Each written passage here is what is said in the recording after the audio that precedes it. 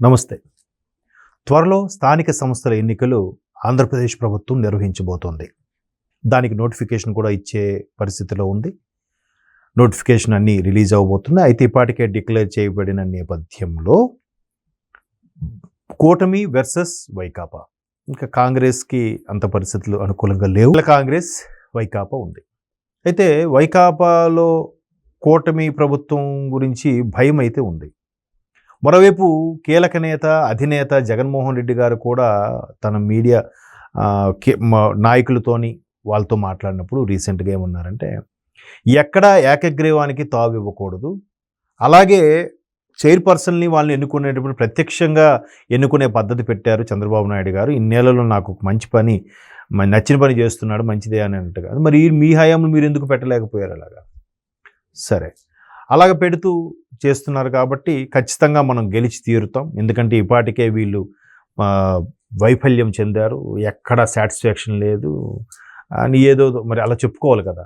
కాబట్టి ఖచ్చితంగా మనమే గెలుస్తాం, ఎక్కడ కూడా ఏకగ్రీవం తావు ఇవ్వకూడదు. అలా తావు ఇచ్చినట్టయితే ఆ నియోజకవర్గం ఇన్ఛార్జిలో లేకపోతే ఆ నియోజకవర్గంలో కీలకమైన నాయకులకి నెక్స్ట్ ఎన్నికల్లో సీటు ఇవ్వబడదు అనే సంకేతాలు ఇచ్చారు ఆయన. మరి ఏకగ్రీవం కాకూడదు అని చెబుతూనే మళ్ళీ ఇలా చెప్తున్నారంటే ఎక్కడో భయం స్టార్ట్ అయింది. ఏకగ్రీవం చాలా చోట్ల అయిపోతుందని కూడా ఉంది. మరోవైపు లోకేష్ లాంటి వాళ్ళు ఎంత ఓపెన్గా ఒక స్టేట్మెంట్ ఇచ్చారంటే, మనకి దాన్ని ఏమంటారు, ఇండివిజువల్గా ఇండిపెండెంట్గా సోలోగా గెలిచే పరిస్థితి రావద్దు, మనకు కూడా ఖచ్చితంగా పోటీ ఉంటేనే, పోటీలో గెలిస్తేనే సత్తా అని లోకేష్ గారు స్టేట్మెంట్ ఇచ్చారు. బాగుందే, ఇది కదా రాజకీయం అంటే.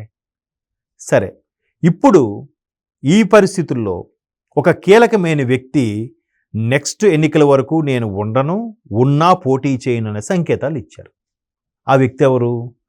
అయ్యా పోలవరం ఎప్పుడు పూర్తవుతుందయ్యా అని అడిగితే, ఎందుకు తొందర, ఎందుకు 1%, 0.5%, 2% అని ఎటకారంతో వ్యంగ్యంతో అసెంబ్లీ సాక్షిగా వ్యంగ్యంగా చేసి మాట్లాడి, పవన్ కళ్యాణ్ లాంటి వ్యక్తుల్ని దోషులను భాషలను చేసి అదే సంథింగ్ అలా పుచ్చలేచిపోతుందో లేదంటే ఏదో చేసేస్తామో అన్నట్టుగా ఇలాగ వేలు చూపించి కెమెరా వైపు మాట్లాడి, అంటే వాళ్ళ ఛానల్ ఉంది కదా, ఆ వ్యక్తి ఈసారి 29కి ఎన్నిక పోటీ చేయకపోవచ్చని స్టేట్మెంట్ ఇచ్చారు.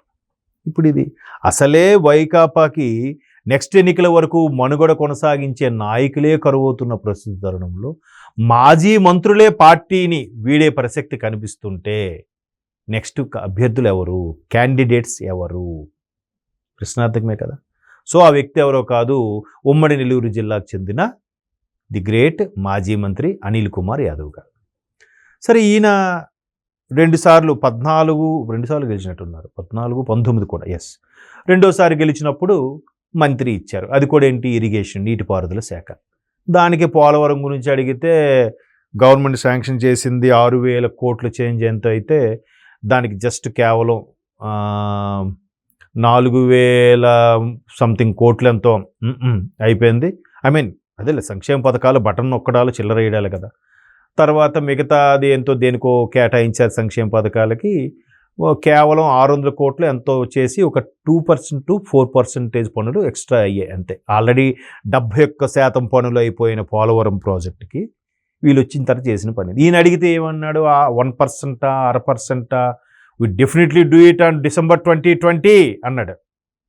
ఆయన వెళ్ళిపోయాడు సైలెంట్గా. తర్వాత అంబటి గారు వచ్చారు. అదేంటది, అది చాలా ఇంపాసిబుల్. ఆయన ఏమన్నాడు, ఆయన అడగండి, నాకేం తెలుసు.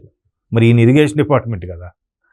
సరే, ఈయనకి మంత్రిగా ఉండి 2 ఏళ్ళ తర్వాత కాకాని గోవర్ధన్ రెడ్డి ఆయన పేరు, కాకాని గారికి ఇచ్చారు ఆ జిల్లాకి.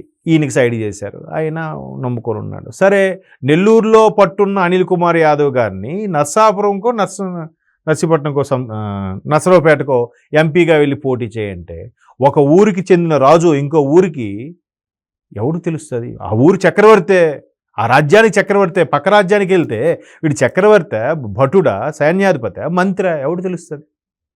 ఈయన జగన్మోహన్ రెడ్డి గారు వైనాట్ 175 నా ముఖం పెడితే అక్కడ ఎవడు నిలబడినా గెలుస్తాడనే ఫీలింగ్లోకి వెళ్ళిపోయాడు ఆయన.